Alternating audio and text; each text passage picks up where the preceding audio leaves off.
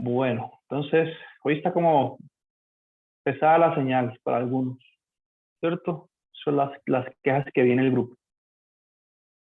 Por aquí en Cali, donde estoy, está lloviendo también. Pero la señal creo que está bien. La mía está bien, ¿cierto? Con que alguien me escuche bien, eso lo pruebo. ¿Correcto o no? Bueno, entonces estamos hablando que esta unidad 3 es una unidad muy sencilla en realidad, que estos conceptos de perímetro, área y volumen son simples, que digamos que quizás lo nuevo sería lo de funciones trigonométricas, o lo nuevo no, tal vez lo que requiera un poquito más de trabajo. Eso de funciones trigonométricas, triángulos, rectángulos, todas esas cosas, ¿no? Y entonces yo me puse a dar una idea de lo que se ve en cada sección, ¿sí? Una pequeña idea. Entonces vimos qué quiere decir perímetro, qué quiere decir solucionar un triángulo. Vimos el concepto de área, ¿sí? Y ahorita podemos pensar en el concepto de volumen. ¿Listo? Qué es el volumen? ¿A qué me refiero con eso? Bien, para, digamos, darle una barrida a toda esta unidad 3, por lo menos tener una idea de qué trata cada tema, ¿sí? Entonces, en el volumen lo que uno hace es analizar figuras tridimensionales, ¿sí? Una figura 3D, como por ejemplo un cilindro, ¿no? Es como un tanque, un almacén de agua, y donde uno guarda la reserva de agua de las casas. Un cilindro así. La pregunta es, ¿cuál será el volumen de un cilindro? De un tanque de estos. Sí. El volumen que mide la capacidad de este sólido de almacenar agua en su interior o cualquier otro líquido. Sí, es decir, si esto le colocamos aquí un chorrito de agua, ¿sí? ¿Cuánta agua cabe? 2.000 litros, 3.000 litros, ¿sí? Entonces ese volumen nos da una noción de la capacidad interior de esta figura, de almacenar algún líquido. También tenemos la esfera, ¿sí? Una figura tridimensional, pues podemos pensar aquí en una buena esfera, ¿sí o no? Y podemos colocarle aquí esta línea, una linecita aquí para dar el efecto tridimensional, ¿sí o no? ¿Qué más podemos pensar? ¿Qué otras figuras tridimensionales? Podemos pensar en, bueno, la más básica, que es una caja rectangular, ¿no? Una figura así, una cajita. ¿Qué otra figura? Podemos pensar en un cono. Y hay infinidad de figuras, pues, tridimensionales. La idea es aprender a calcular el volumen de muchas de estas figuras. Bien. Y hallar el volumen de una combinación de este tipo de figuras. Así como hace un momento calculábamos el área de la combinación, por ejemplo, el área de esas esquinas que nos quedan en un triángulo, en un rectángulo, le quitábamos la parte de la mitad, una circunferencia. También podemos generar nuevas figuras sólidas, uniendo la mitad de una esfera con una parte cilíndrica, con una parte de forma de cono. ¿Listo? Este tipo de cosas. Un cono, ¿cómo sería? Algo así. Entonces, ¿cuál sería el volumen de todas estas figuras que calculé ahí? Bueno, nosotros como solo tenemos herramientas, digamos, de matemática básica, entonces nos toca decir, esta es la fórmula y ya, y usarla, ¿sí? Cuando si ustedes siguen, digamos, más adelante, ven otros cursos en los que quieran, ¿no? Creo que ustedes ven solo esto de matemáticas y algo de estadística, ¿no es cierto? ¿O ustedes ven cálculo? No, cálculo, siguiente curso no. Bueno, Estadísticas, prof. eso, estadística. Entonces, si ustedes vieran un curso de cálculo, entonces ahí en ese curso uno explica, por ejemplo, que con una integral, que es un símbolo así, con una integral uno puede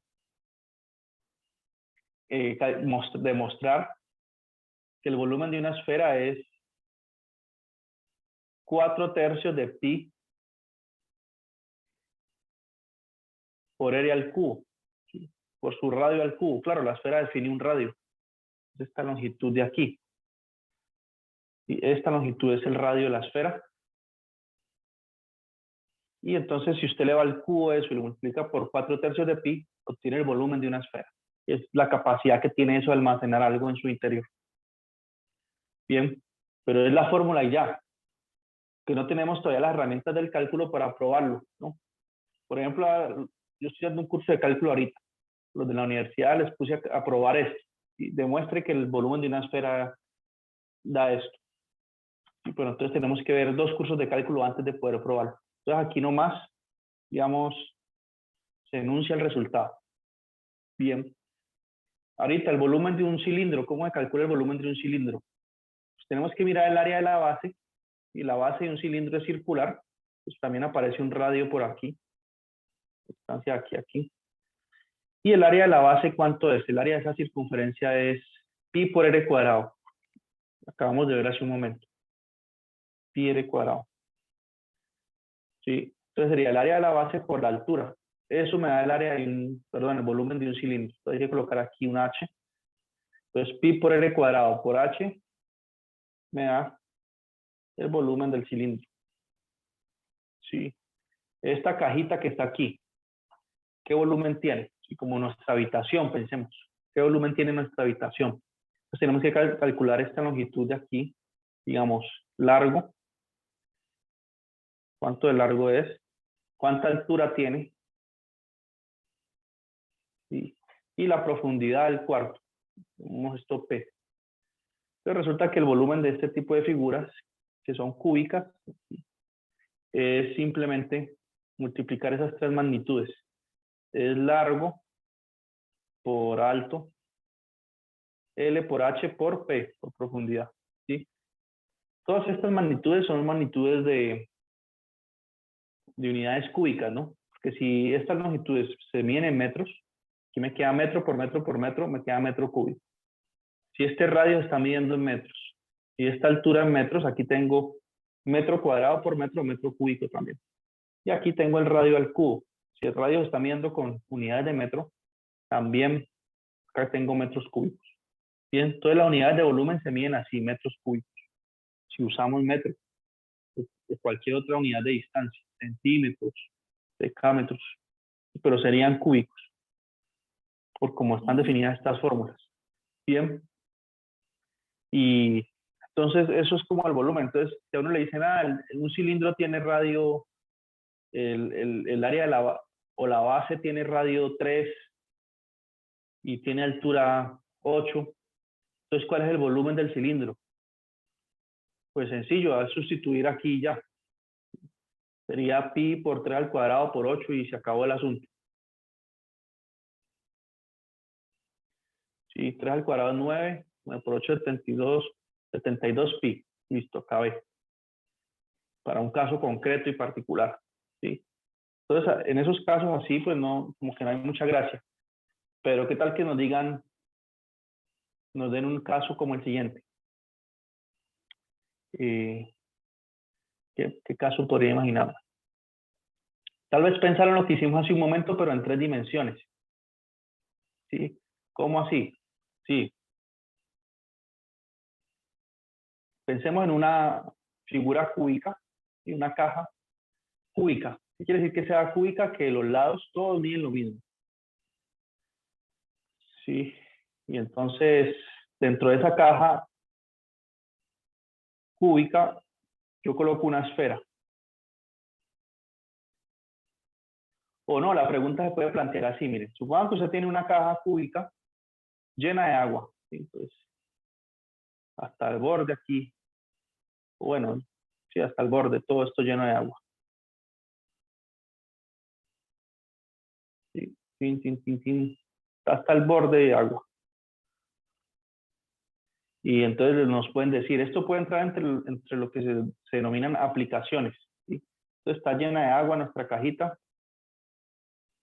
¿Sí? Entonces resulta que dentro de la caja colocamos una esfera sólida. ¿Sí? O sea, como, piensen en una esfera de metal. Pues. Y tan, colocamos aquí. en una esfera de metal y se va hasta el fondo aquí, hasta el piso después de nuestra cajita. Entonces nos preguntan, claro, por el principio de Bernoulli, sí, todo el mundo sabe aquí que si uno tiene un tanque y coloca alguna cosa adentro, pues el agua se drena, ¿no? Sí, se sale alguna cantidad de agua. No, eso es bien conocido. Aquí esta esfera, voy a colocar esta linecita aquí para que sea tridimensional, darle ese efecto. Sí, entonces la pregunta es, bueno, cuando coloqué esa esfera ahí dentro, que es maciza, o sea, el agua no se puede ir al interior de esa esfera porque es de metal, maciza. Entonces empieza a salir agua del tanque. ¿Sí? Se drena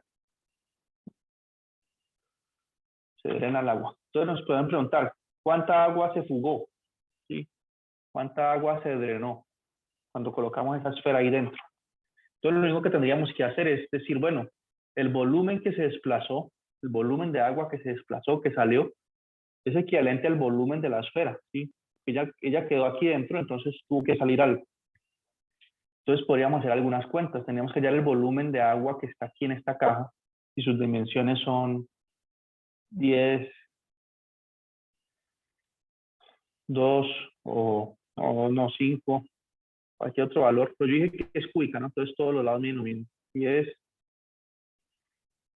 y 10. Entonces, ¿cuál sería el volumen de la capacidad de almacenar agua de esa figura cúbica? Y luego hallar el volumen de esta esfera y restar. Digamos que esto mide 2. Sí. Entonces es un ejemplo semejante al anterior, pero ya en 3 dimensiones. Bien, entonces hay que conocer algunos conceptos de volumen.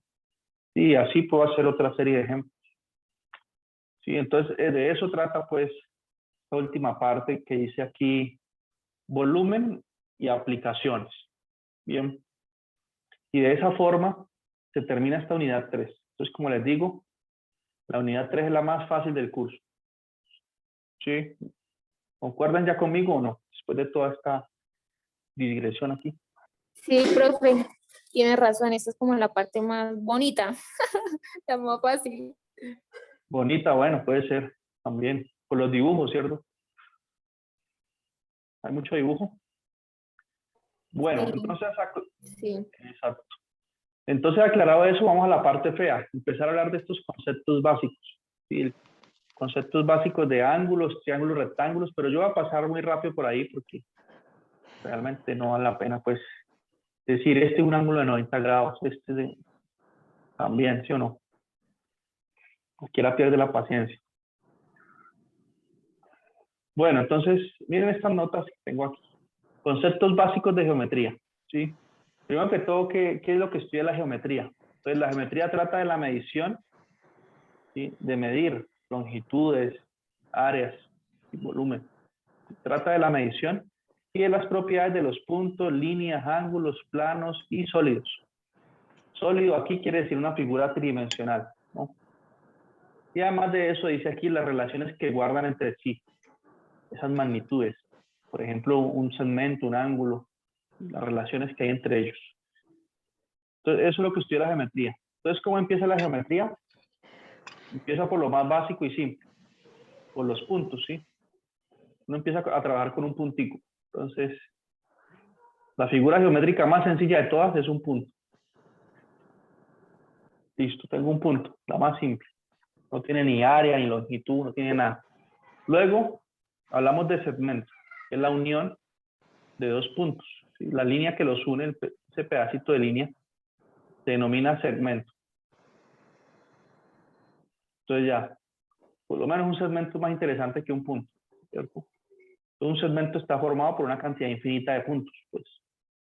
Luego hablamos de polígonos. ¿Qué es un polígono? Es una figura que se forma cuando uno o varios segmentos, ¿sí? Es una figura cerrada. Pero antes de hablar de polígono, mejor hablemos de los rayos. Es un concepto nomás. ¿Qué es un rayo? Tenemos punto, segmento, rayo. Entonces, un rayo es una recta, pero que tiene un punto inicial, digamos, este punto, y ahí se extiende hacia el infinito y más allá. Entonces, para indicar que se extiende hacia el infinito, colocamos aquí una flechita. Y esto llaman rayo. ¿Sí? La recta, ¿qué es? La recta es la que no tiene ni comienzo ni fin. La recta es así, no tiene un punto de partida. Una recta. Continúa y se pierde en los extremos. No tiene ni comienzo ni fin. Pero un rayo sí tiene un comienzo, que es este punto aquí. Sí, pero son conceptos que no vamos a usar sino solo hoy. Entonces, ¿qué dice la geometría? ¿Qué es un ángulo? Un ángulo se forma, es la abertura que hay aquí entre la intersección, o pensémoslo mejor así. Tenemos dos rayos que tienen el mismo punto inicial, mismo punto de partida. Bien, se extienden los dos rayos. Entonces, esta abertura aquí, lo que se denomina un ángulo, ¿sí? Y ese ángulo tiene un vértice que es el punto donde se intersectan los dos rayos, ¿sí? Entonces aparece la noción de ángulo, ¿sí? Un ángulo teta. Se usa también la letra alfa, beta, gamma. Son letras griegas para referirse a ángulos. Bien. Zeta, alfa, beta, gamma. ¿Listo? Entonces, los ángulos, ¿cómo se miden? Entonces, tenemos dos opciones.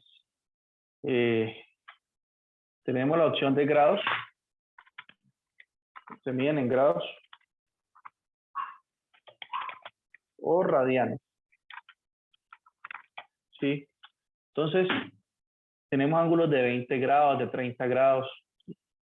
Entonces, para tener una idea de cómo se miden esos ángulos, hagamos aquí una gráfica del plano cartesiano.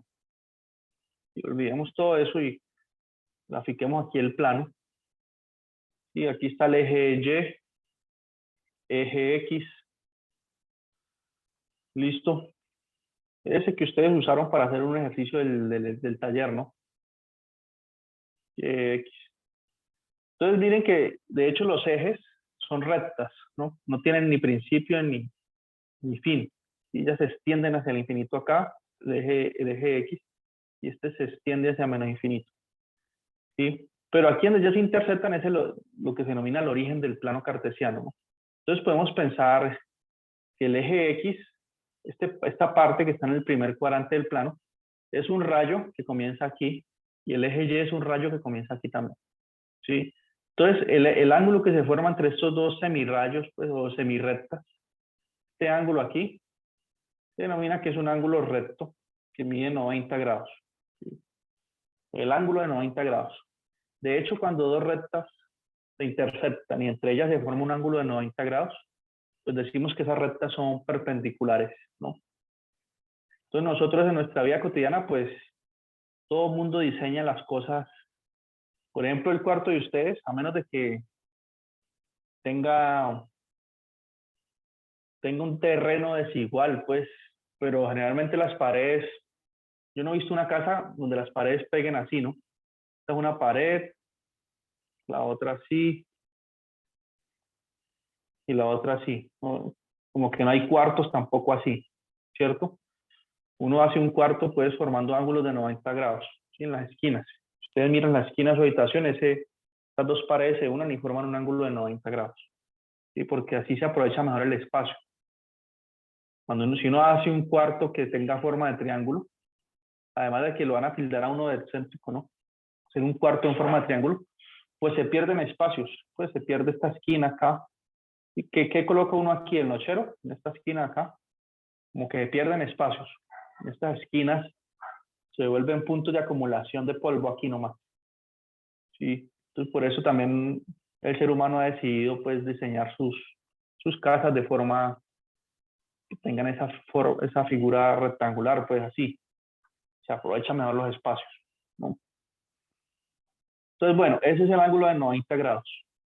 Si yo continúo, o si yo considero un rayo con una abertura menor, por ejemplo, este rayo azul, ¿sí? Mírenlo. Entonces, el ángulo que se forma entre este rayo azul y el eje X, este ángulo, pues es más pequeño que 90 grados, ¿no? Podemos pensar que es 45. Y a estos ángulos que son más pequeños que 90 grados se le denominan ángulos agudos. Agudos. Hay una caracterización de los ángulos además, pero bueno, solo son nombres. Yo los cumplo con la labor de decirles que eso es agudo por lo menos una vez en este curso. Si yo considero un rayo por acá de color rojo, ¿sí? Entonces el ángulo que se forma entre ese rayo de color rojo y el eje X, es decir, este ángulo que estoy marcando aquí, pues es un ángulo mayor a 90. Entonces se dice que es un ángulo obtuso, ¿no? Más grande que 90. Pero es menor que 180, ¿sí? Porque es que, a ver, el ángulo que va desde aquí, que va a pintar de color amarillo, hasta acá, se denomina un ángulo de 180 grados, ¿no? Un ángulo, un ángulo de 180. Si continúo bajando, ¿cuánto es este ángulo? Desde aquí hasta que llego y doy el giro hasta acá. Entonces este es de 270 grados.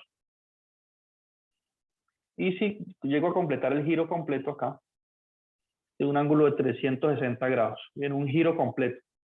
Entonces son los ángulos, generalmente uno usa ángulos entre 0 y 360 grados, que es el giro completo. Bien. Entonces aquí en este primer cuadrante 90, 180, 270, 360. Y un giro completo. Entonces tenemos esos ángulos y más o menos una idea de cuánto es un ángulo de 180, cuánto es de 270. ¿Sí? Conceptos sencillos. De hecho, también hay un acuerdo que si uno mide los ángulos en el sentido de las manecillas del reloj, o sea, por ejemplo, ahí como los medí, los ángulos dieron positivo, ¿sí notaron? Y si yo mido hacia abajo, ¿cómo así que hacia abajo? O sea, si yo mido el ángulo desde aquí, desde el eje X hacia acá, pues le coloco signo negativo. Es un acuerdo que se tiene. Entonces sería menos 90 grados. Si continúo aquí, sería de menos 180 grados. Y entonces se admiten ángulos negativos. Pero es porque estamos en el plano cartesiano y lo estamos midiendo de esa forma, en el sentido de las manecillas del reloj. ¿No? Entonces tenemos esa noción de los ángulos, ¿bien? Que se forman entre dos rayos. Y si el ángulo es menor que 90, se denomina agudo. Si es mayor que 90 y menor que 180, se denomina obtuso. Simples y banales nombres, ¿no? Que para hacer cuentas no nos van a ayudar mucho. Como les decía, 360 grados es un giro completo, una revolución completa. Bien. Aquí se especifican los tipos de ángulo, etcétera, etcétera. Si el ángulo es de 180, le llama ángulo plano, porque sería así. Y bien, tenemos esa caracterización. Luego, ¿qué viene? Si no, simplemente ponerle nombres a las cosas aquí. Miren que no hemos hecho ni una cuenta ni nada.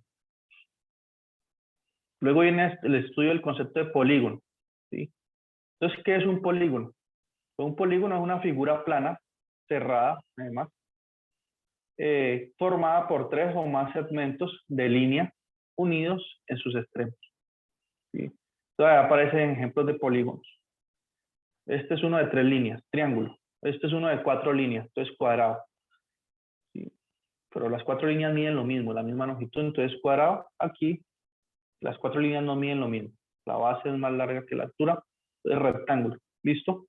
Pregunta, ¿de acuerdo a esa definición, una circunferencia es un polígono o no? ¿Qué dicen ustedes? ¿Esto es polígono? Ya vimos que un cuadrado sí, pero una circunferencia será polígono o no. Este sí es polígono. Y este, polígono o no, no, esto no es una circunferencia, esto es como una elipse. Pero si uno mira la definición de polígono,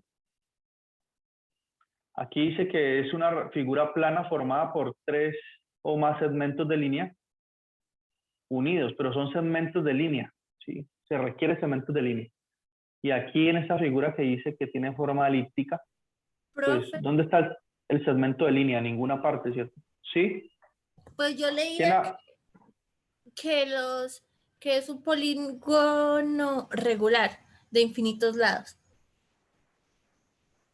Bueno, se puede ver como un polígono de infinitos lados, pero en términos de la definición que vimos, no. Pero sí, a ver, ¿en qué sentido es que es un polígono regular de infinitos lados?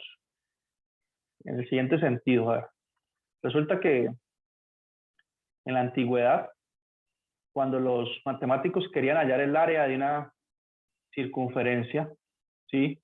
Pues no conocían pi. Ese número pi, como es un número irracional, no lo conocían. Pi por r cuadrado, no. Ellos no estudian eso así. Entonces, si yo quiero hallar el área de esto, ¿qué tengo que hacer? Pues ellos sabían calcular el área de triángulos, de rectángulos. Entonces ellos dijeron, no, pues yo no sé hallar el área de una circunferencia, pero ¿sabe qué? Perdón. Inscribamos aquí dentro un rectángulo o un cuadrado. Lo inscribimos y el área de este cuadrado sí la podemos hallar. Entonces podemos decir, no, pues el área de la circunferencia es aproximadamente el área de este cuadrado. Pero entonces viene otra persona y dice, no, pero mire que quedan todos estos espacios por acá sin contar. Borre ese cuadrado y mejor metamos aquí un hexágono. ¿Sí? Entonces colocan aquí esto, aquí colocan esa línea, luego esta por acá, y entonces escribieron un hexágono. Y claro, el área del hexágono también la podían calcular porque es un polígono regular, pues una figura formada por la unión de segmentos de recta. Entonces este hexágono, el área de él, se puede calcular. Ellos tenían sus formas. Entonces dijeron, miren, este hexágono aproxima mejor el área de la circunferencia, ¿sí? Mejor que el cuadrado. Solo faltaron unos pedacitos aquí para que no estamos contando. ¿Sí?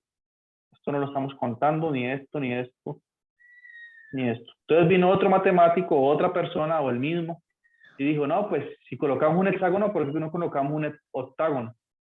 ¿Cómo que un octágono? Sí, en lugar de que tenga 6 lados, que tenga 8 lados. ¿Sí? Entonces empezaron a inscribir aquí mucho más. Y al final dijeron, no, uno que tenga 8 lados, no, uno que tenga 16. Entonces cada vez iban inscribiendo aquí figuras con más lados, ¿sí? Pero son polígonos regulares.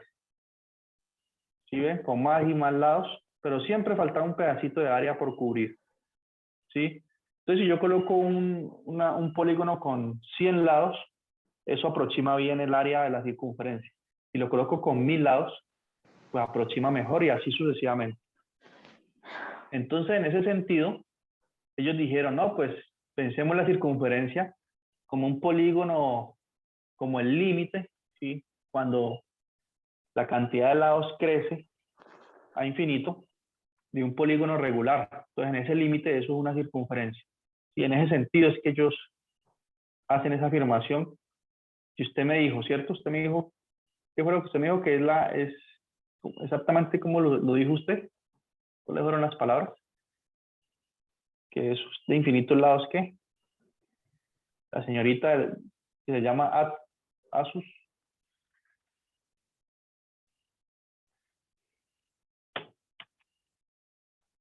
Pero entonces, en términos estrictos, una circunferencia no es un polígono regular. ¿Sí? Porque, digamos, sujeto a esa definición, aquí no estamos admitiendo infinitos lados, pues no podemos trabajar con el infinito así. Pero ya expliqué un poco por qué pueden ustedes encontrar en internet ese tipo de definiciones. Bien. Entonces, de estas figuras planas, de estos polígonos, tenemos hexágonos, octágonos. Vamos a ver si por aquí hay algún dibujo. ¿Sí? Miren, rombos. Cualquier unión de 3 o más líneas, de tal modo que formen una figura cerrada, eso es un polígono. Entonces nos enfocamos principalmente en estudiar este tipo de figuras poligonales. Los triángulos, ¿sí? Entonces empezamos a clasificar los triángulos. Estudiamos los triángulos, bien. Entonces miren que los triángulos pueden ser de 3 tipos. Sí, el escaleno. ¿Cuál es el escaleno? No, pues que todos sus lados miden diferente. O sea, un triángulo escaleno quiere decir que un lado mide 3, el otro mide 5, es totalmente disparejo. ¿Sí? Algo así. Todos los lados miden distinto. No, me equivoco. Sí, esto es escaleno. Los 3 lados miden diferente. Luego dijeron, no, ¿y el triángulo isósceles qué? ¿Qué es isósceles? Ah, no, que dos lados miden igual y el tercero sí es diferente. Entonces, este mide igual que este lado. No, tratemos de que se vea igual. Y el tercero sí puede medir diferente. Y luego hablaron del triángulo equilátero, que es cuando todos los lados miden lo mismo. Entonces los clasifican así y luego dicen, bueno, vamos a clasificar los triángulos rectángulos como aquellos que tienen un ángulo interior de 90 grados. ¿Sí?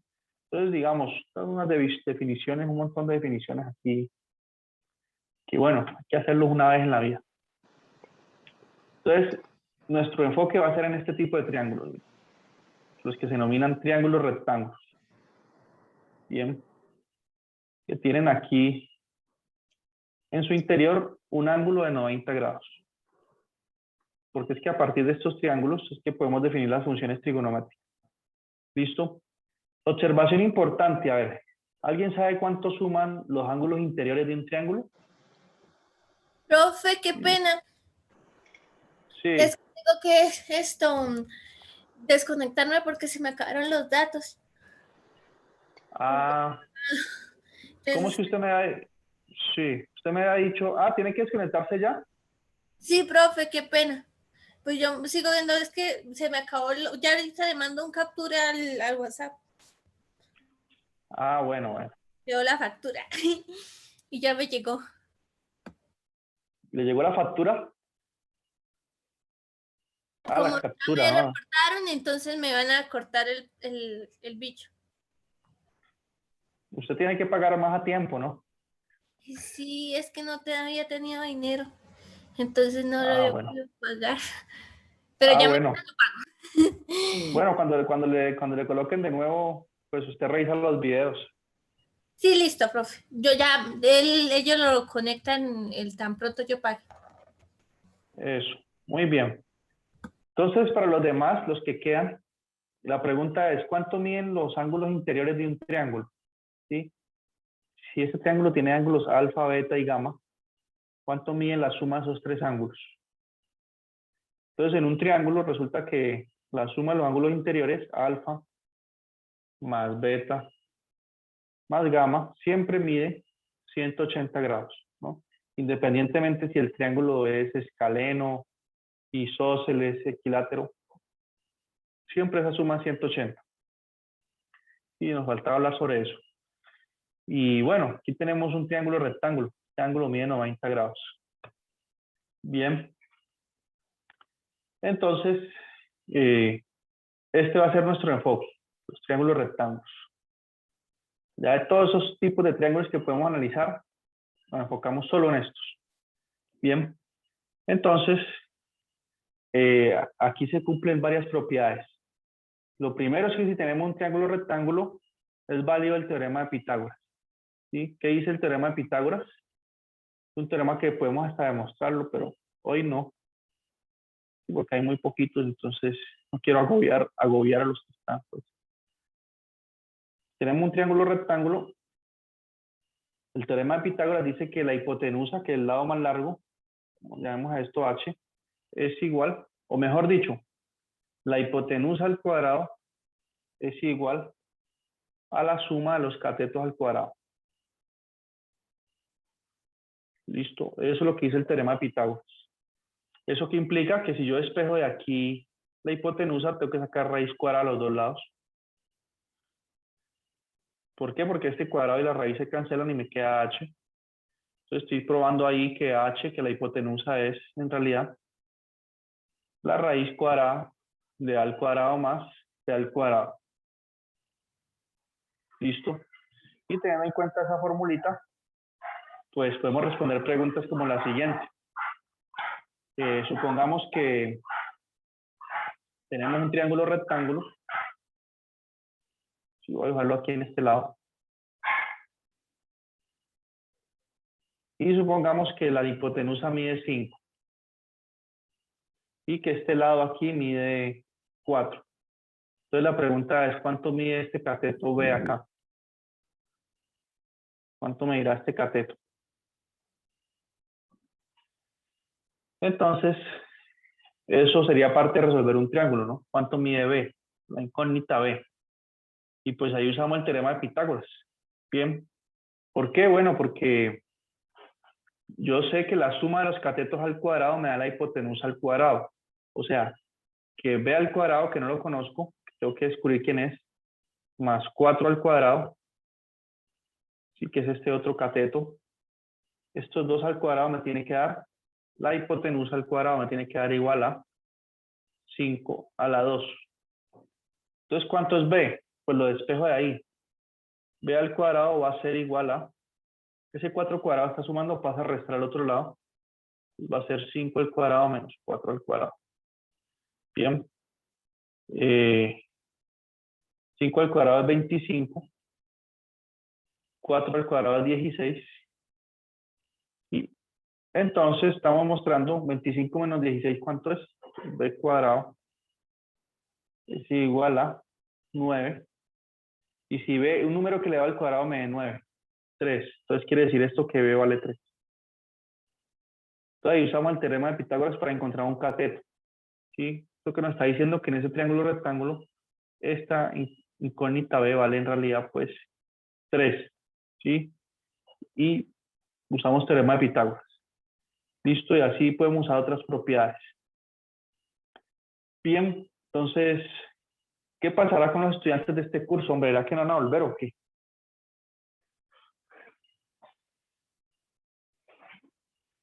¿Ya se aburrieron de la matemática?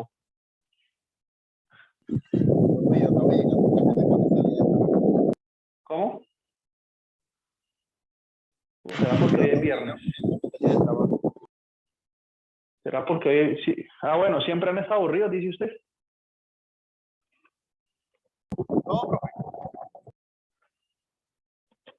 ¿Qué será que pasa con los estudiantes de este curso? Solo hay 9 conectados. ¿Cuántos son? Yo miro cuántos son. Lo que pasa es que la mayoría trabajan, profe. Entonces, algunos salen tarde. Ah, bueno. Veamos cuántos son, a ver. Entonces me ingreso aquí a... Tengo las notas de este curso de los estudiantes. Entonces, matemática grupo B. O sea, cuando yo descargué la lista, cuando inició el semestre, son, a ver, Chafali, María Isabel Mendoza, Angelín, Yolimar, María Camila, Yuri, bueno, del 3 al...